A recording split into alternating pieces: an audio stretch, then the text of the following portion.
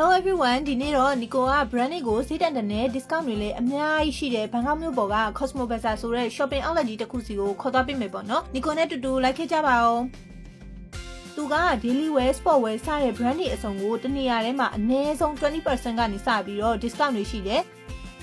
လူသိများတဲ့ brand တွေဖြစ်တဲ့ Under Armour, New Balance, Crocs, Adidas, Skechers, Levi's စတဲ့ brand တွေအစုံရှိတယ်ပေါ့နော်။ Nico ကတော့ Super Sport က sell up to 90% လို့ကြေညာထားတော့ဘာတွေ discount ချမလဲသိကျင်လို့ဝင်ကြည့်ခဲ့ပါတယ်။သူ့စီမှာ sport brand မျိုးစုံရှိတယ်။အင်ကြီးတွေ၊ဖနက်တွေ၊အိတ်တွေနဲ့ခြေအိတ်ကအစဝယ်လို့ရပြီးတော့ sport wear တွေဝယ်ချင်တဲ့သူတွေအတွက်တော့ discount လည်းရပစ္စည်းလည်းတနေရာထဲမှာအစုံရနိုင်တဲ့ဆိုင်လေးဖြစ်ပါတယ်။အခု Nico စီးကြည့်နေတဲ့ဖနက်က Adidas ကို 30% discount ချတာတော့မူရင်းစိတ်ဓာတ်အများကြီးသက်သာတယ်။ Nico တော့ဒီဖနက်လေးအပြင် 40% discount ထည့်ရတဲ့ sandal လေးတစ်ရက်မှာဝယ်ဖြစ်ခဲ့တယ်။နောက်တစ်နေရာကတော့ Thailand brand တစ်ခုဖြစ်တဲ့ MC Jeans ကိုဝင်ကြည့်ခဲ့တယ်ပေါ့နော်။သူကတော့ jeans design မျိုးစုံ t-shirt နဲ့တခြား daily wear တွေအစုံရှိတယ်။ jeans တွေက quality ကောင်းပြီးတော့ပေးရတဲ့ဈေးနဲ့တန်တယ်လို့ခံစားရပါတယ်။ discount မှာချတာတော့ double တန်တာပေါ့နော်။နောက်တစ်နေရာကတော့ Canvas ဆိုင်ပေါ့နော် Canvas fan တွေအတွက်ကတော့ discount လေးရပစ္စည်းလည်းအများကြီးရွေးစရာရှိတဲ့အတွက် BKK ရောက်ရင်မဖြစ်မနေလာတင်တဲ့နေရာတွေမှာပါပါတယ်။ shopping ထွက်ပြီးဘိုက်ဆာလာရင်လည်းစားဖို့ food court လည်းရှိတော့အရန်အဆင်ပြေတော့ပဲ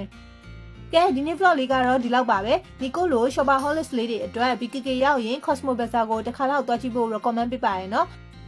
Bye guys နောက်ထပ် vlog တွေမှာထပ်တွေ့ကြမယ်နော်